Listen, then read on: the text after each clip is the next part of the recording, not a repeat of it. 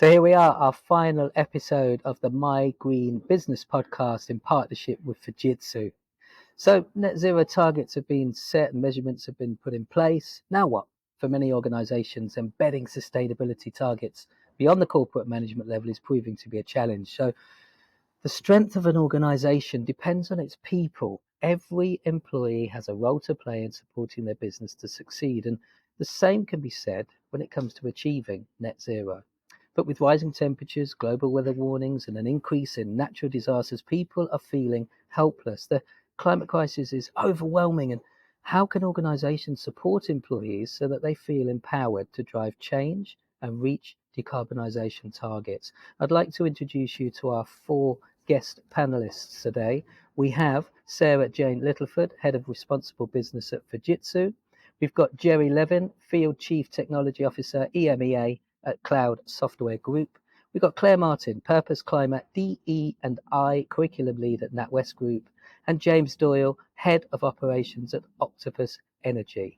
It was a great conversation. Here's what they had to say. So thank you for joining us, panelists, on our fourth episode of this series. Sarah Jane, would you just very quickly introduce yourself, and then we can open up with the first question.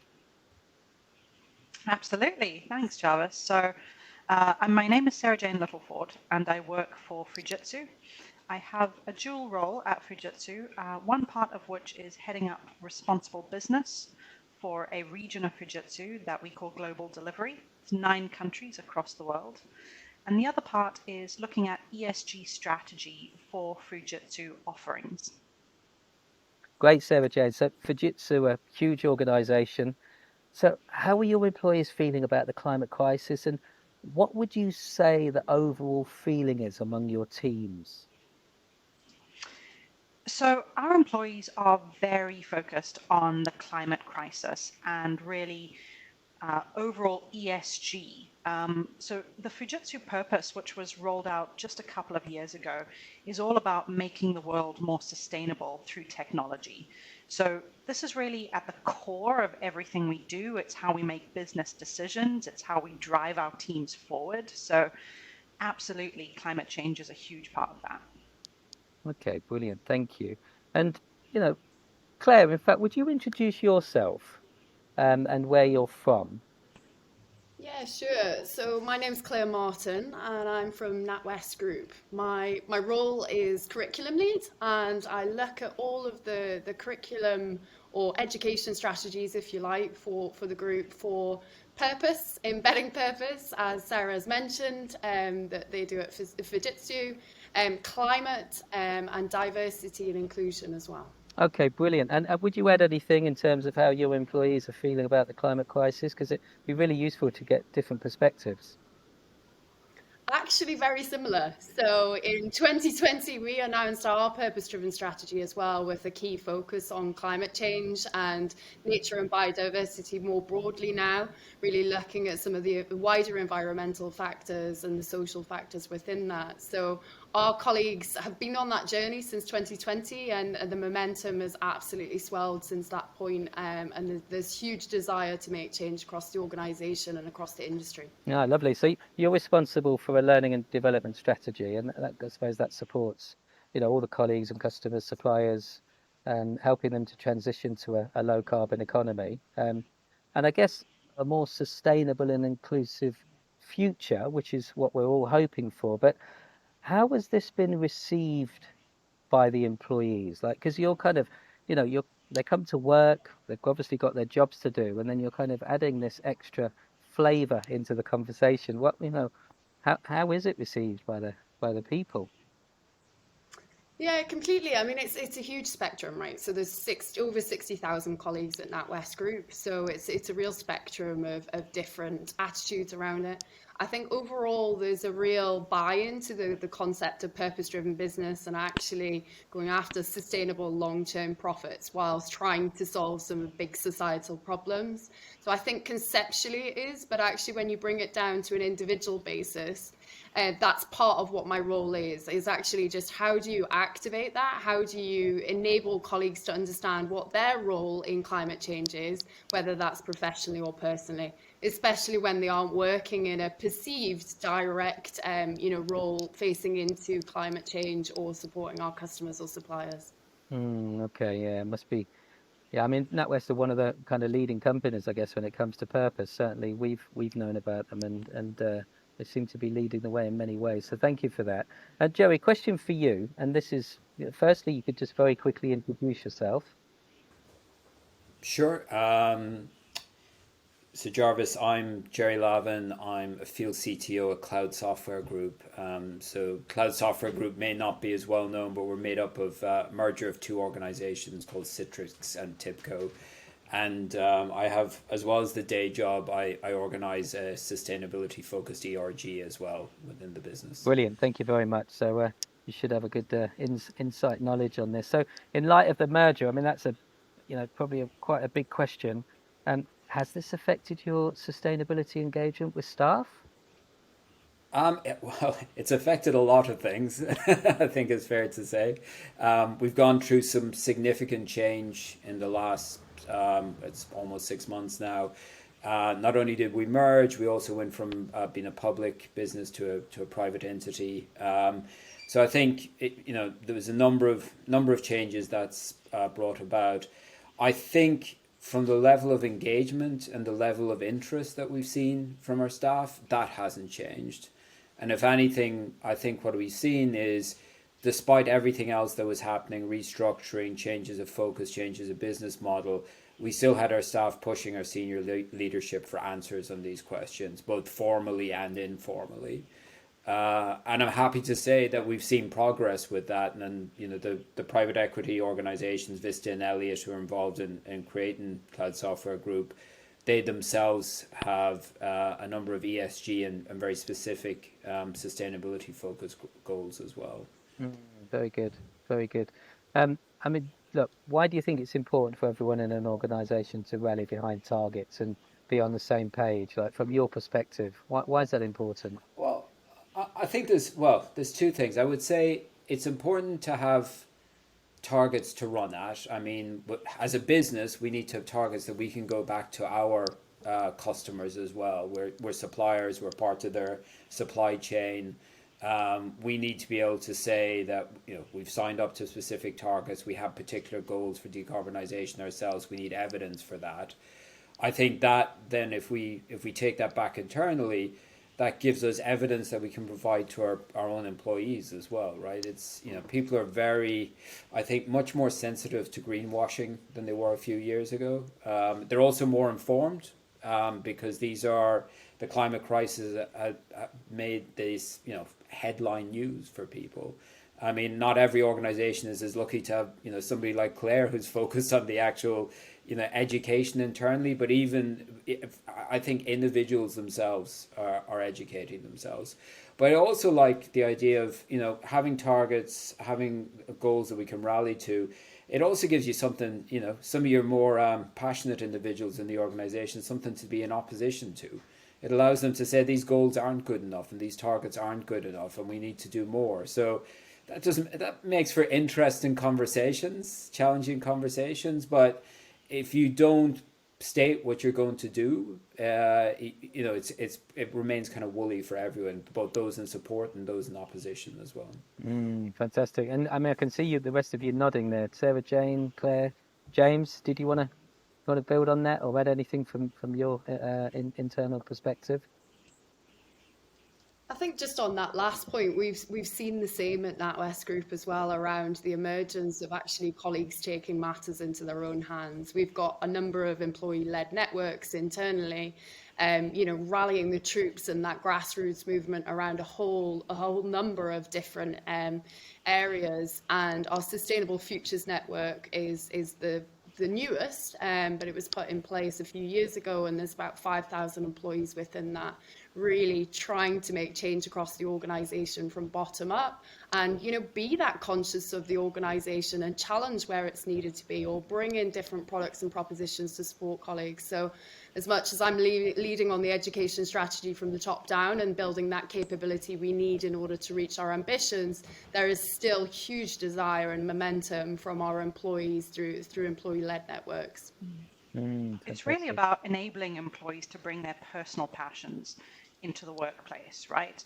And that really allows our employees, or all employees, all of us, to be healthier, happier, and more productive at work when we have that opportunity. Brilliant. James, I can see you nodding there. James, just very quickly introduce yourself so our viewers know who you are. Yep. Thanks for having me, Jarvis. My name is James Doyle. I'm head of operations at Octopus Energy, and we are a group of some of the brightest and most empathetic people who are driving the global energy transition. So we're really at the heart of this topic. It's our reason for being. It's our why. It's our just cause. And my role within that is more specifically looking at our retail operation in the UK. We've recently become the second or third largest supplier, depending on how you measure it, and we've a large responsibility to use that position well, and to do only net positive things with that. Very nice. I mean, that's let's say that you're the kind of new kid on the block in terms of a company, still enormous. I think you claimed unicorn status not so long ago. But having I guess a fresher perspective coming into an industry at a different time. Are you using your company's culture? And I know you're very strong on culture to empower employees and to drive sustainability and sustainable change. And if so, how? And secondly, where does the cost of living crisis and energy, huge issue right now, where do these issues factor into the some of the movements that you're seeing? Yeah, perhaps let me start with the cost of living crisis, right? Because that has been a spanner in the works, really, for our customer base significantly, right?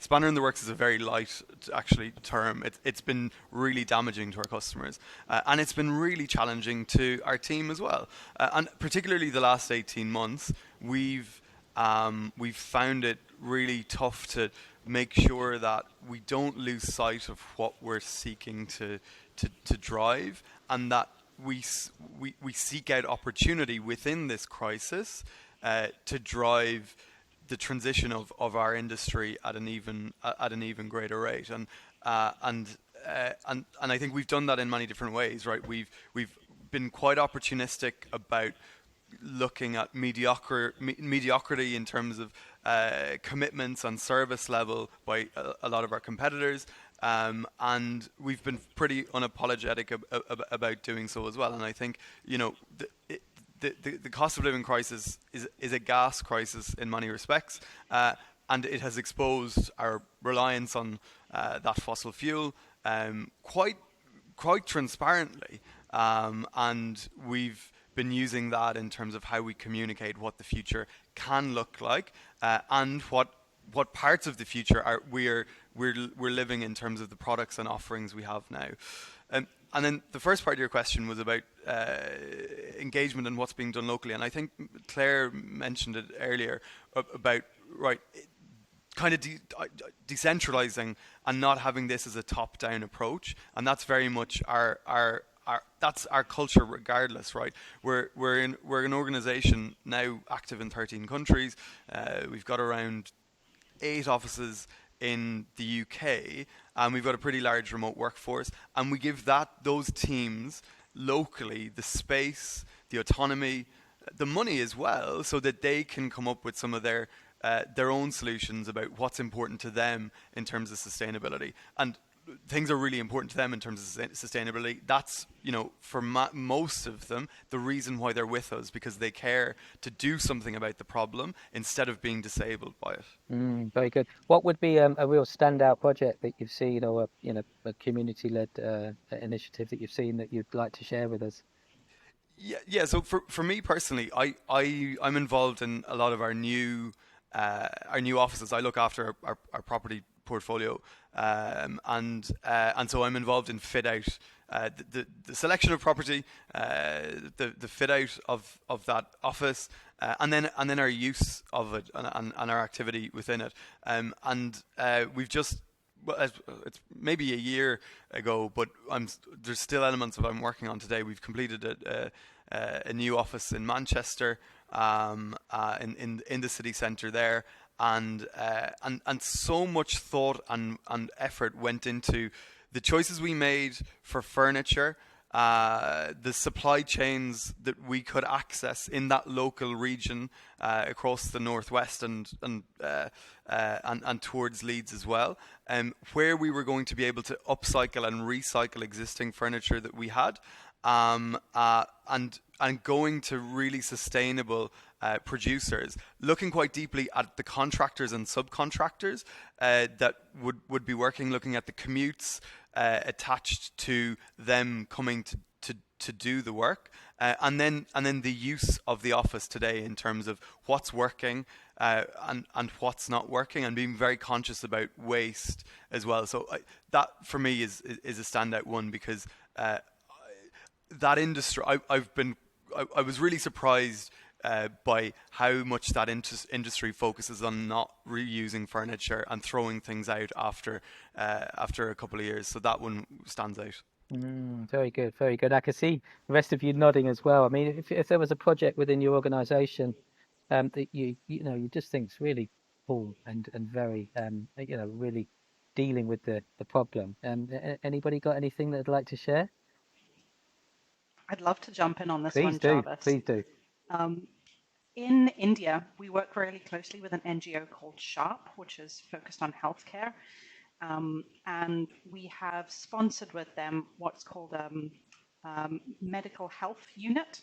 So it's an ambulance that goes to underserved areas of the community around one of our offices in a town called Pune in India, and provides these very underserved communities with medical care. And it's usually around things like diabetes or glaucoma or diseases of aging. And our employees get to volunteer alongside the medical staff to provide these services. And it has been absolutely life-changing for these communities. And this is one of these areas where we see a lot of cross-cutting across the ESG, right? Because you're serving the social, but it's also having a huge impact on the environment. And so we're really seeing some good long-term outcomes from this. Nice. Great to hear. Claire, Jerry, anything to add from what's going on within your organisations? Yeah, I mean, I can come in on our sort of wider purpose areas of focus, if you like. So I said earlier on that we announced our purpose-driven strategy in 2020 with 3 initial areas of focus. So climate change obviously being a major part of that, and really reducing our own financed emissions, our own impact, our own operations, similar to what James has been talking about. The second area of focus has been enterprise. So how do we remove barriers to entrepreneurs? So we've got our accelerator programs. We've got 12 across the UK, really supporting 90 entrepreneurs every 6 months to come through those accelerator programs, support them with coaching, support them with upskill, and really remove some of those barriers to access to finance, access to investment, support them on that journey and build confidence and mindset around that. And then the third area of focus, which you would think is probably more akin to a bank, but is how do we develop financial capability and health within the community? So we've got a number of schools programs and a number of initiatives out in the community, local community, where we go into schools with our Money Sense programs. We've got our Career Sense programs, which support kids into future career pathways, developing their skill set and understanding what they can do. We've also got our Dream Bigger programs as well, which are our entrepreneurship skills programs as well. So there's that join up piece there. So they're some of the activities that we've got within our wider remit. Great. And is there anything specifically targeting around this kind of sustainability or disruptive paradigm that we need to evolve into? Because I know you're quite a forward thinking bank, and we bank with you, and I've been on your scale accelerator program as well. So but is there anything specific that you would say is really helping businesses, whether they're SMEs or startups, to really understand things like scope 3, that kind of a grey area for a lot of businesses. But are you doing anything on that side? Yeah, we're doing a huge amount across our sort of business and commercial bank to support our customers to transition. We recognise, you know, climate risk and transition risk specifically is huge, and we really need to support our customers to transition to a lower carbon economy, right? So we've got a number of propositions. Obviously, I focus on the education piece, so we're working really closely with colleagues in order to give them the agency and build the confidence for them to have conversations and, you know, valuable conversations with customers to put those sustainability plans in place and understand the wider rhetoric. You know, it's not just a case of I should care because of climate change, but actually this makes business sense to you. You know, that it's that long-term investment. We've also got a number of products and propositions across that side as well. So we've launched our carbon planner, which enables essentially SMEs to really understand, you know, what's their impact in terms of emissions, and start to pull all of that data together to really understand some of the actions that they can take to reduce their own impact. Yeah, great. That's the holy grail. Thank you for that. I knew that, but I just wanted to remind our viewers of that. So thank you for resharing it, Jerry. Yeah, I Yeah. bet you've got some. I bet you've got some nice stories to share. Well, I don't know. I've heard some really amazing ones just now, but I think probably, you know, kind of to go back to what we were talking about earlier, the sort of corporate and the personal. I think on a product side and a solution side, you know, we've worked with through what was legacy Citrix and legacy Tipco, both using those data capabilities they had. They've Tipco have a great case study with wind turbine manufacturers and using additional data efficiencies to help them achieve better outcomes on that side. And we've been doing a lot of work with some of our partners in this space about, you know, taking advantage of IT equipment that's already in use and really factoring in the embedded carbon that's already in the production of that equipment, so they can continue to get value out of it. You know, where in the past it might have gone to landfill and just ended up as e-waste. So I think we're continuing to work on that, and as the IT demands of organizations and the business demands changing, we're looking at other ways that we could use our products to support them. But I also think we talked earlier about the power of the individuals within the organization. And it's just the sharing of ideas and the kind of unfiltered stuff that kind of bubbles up from there. So I think within that ERG that I mentioned, the broader community, is just a lot of sharing and cross-pollinations of ideas. So there seems to be probably something close to James's heart, like a lot of interest in renewable energy. A lot of people sharing, you know, data points around things they've done. There seems to be a groundswell of interest in solar in the last year for understandable reasons. A community of people kind of encouraging others to move to EVs, sharing best practices from our different locations, different office locations as well. So just taking advantage of those informal but community-driven groups that we have internally, and encouraging others to take advantage of these in the personal life, but also in the way that they work as well. Yeah, lovely. I love that. It's funny, you know, I've been in this game so long. I remember when you know, you couldn't even talk about these types of things because there just wasn't access to anything. And now there's so much going on. So it's great that as organizations, you are using what's available. It's brilliant. I think it's like anything; it reaches a tipping point, Yeah, right? yeah. And then it goes from being a sort of you're the person that's avoided at dinner parties to you're the one that can start the conversation. Yeah, yeah. You're suddenly getting invited again. Yeah. Yeah, exactly. Yeah. Oh well, I might get uninvited, but it'll be for other reasons. So. Brilliant. So that's, I mean, I think we've got loads of information there, and there's some really insightful, um, you know, ways that people within organizations, whether you're an employee or an employer, can get engaged. But we always have a bit of an ending question, and we open this up to all of you. But I will name drop who perhaps could answer it first. But what's the one piece of advice you wish your organization had when, you know, trying to embed sustainability and encourage employees towards your goals? And is there one thing listeners can take away so that they can start, you know, acting on things today. So who would like to answer that question first? You're all smiling. Who wants to go? I'm happy to go first, Jarvis, and Sarah then Jane, at least no one else can claim my points. the stage is yours.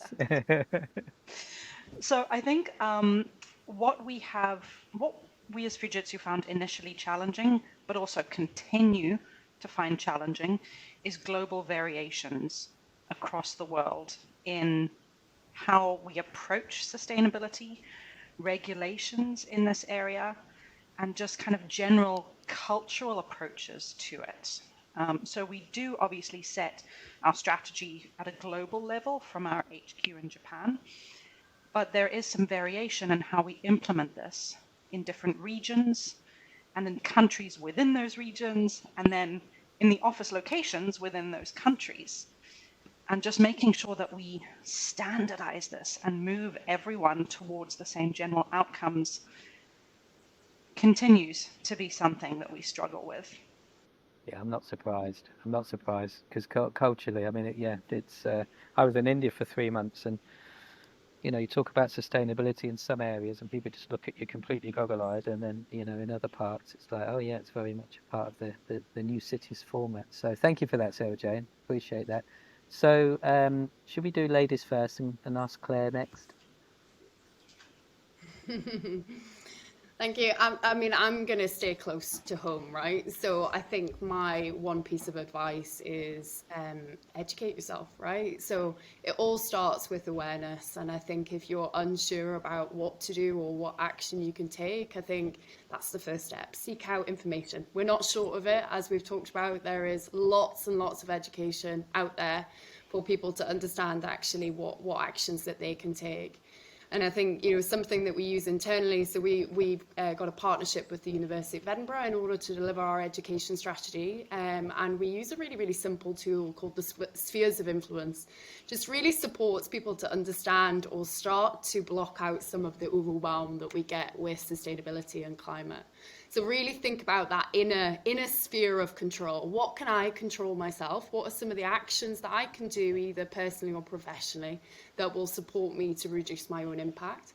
And then where the magic really, really happens is in that sphere of influence. So we all have massive networks, whether that's at work or at home, friends, family, etc. And we can start to influence some of those networks. We can start to talk about, we can start to educate other people.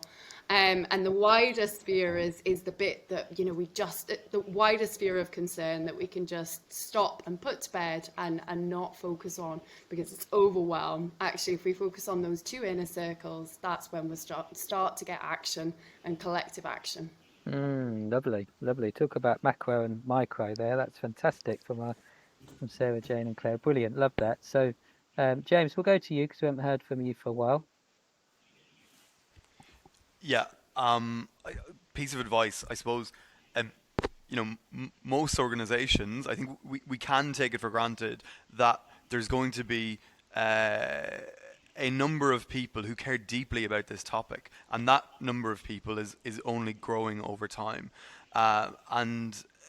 So I think the piece of advice is empower those people and give them space and autonomy to organize around sustainability and see what blossoms from that. But as leaders, make sure that you're committed to it. Make sure that you continue to platform it, and make sure that it's seen as a business priority in terms of how you celebrate it and celebrate the success that they've done. And I think the reason that's the piece of advice I'd give is because we've created really good habits whereby we focus on a weekly basis as an organization on celebrating and sharing some of the really great pieces of work that are done and that are successful, and also the ones that fail as well, right?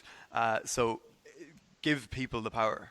Brilliant. Love that bit of advice. Thank you very much. Some real nuggets here, Jerry. You've got to follow those three. So here we go.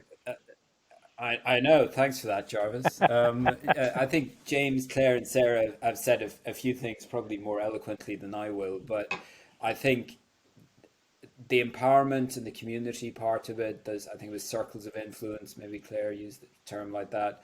I think that's really important. If I maybe start from, or finish where I started and talking about the kind of corporate and the personal, I think what we found really useful is finding people who are good at connecting people and bringing together those individuals who have influence in, you know, in the area that they work in, with their peers, who know other people, who have personal areas of interest. So giving them ways of expressing themselves, both formally and informally. But then on the corporate side, taking some of that knowledge and justifying changes about how we work, how we do product investment, how we go to market, how we, you know, what we want, how we want to be as a business. Because I think sometimes, again, leadership, they have a number of areas where they need to focus, but helping to bring together that evidence and data to support you know, them making the right decisions. That often sometimes can happen formally, but sometimes it just needs a community of people to come together and help others to do that. So I guess if you have the tooling, you know, great. If you don't, at the very least, just get people together and talking, and that good things can happen from there. Yeah, lovely. I love that, and I love the leadership perspective from you, James, and that let people get on with it, and they normally come up with great ideas. So fantastic. Thank you ever so much, Sarah, Jane, Claire, James, and Jerry. It's been really wonderful speaking to you again. I hope that we can have follow-ups with the organisations and you individually in the foreseeable future. Thank you for joining us on this last episode of our series, My Green Podcast, the business show. Thank you very much indeed.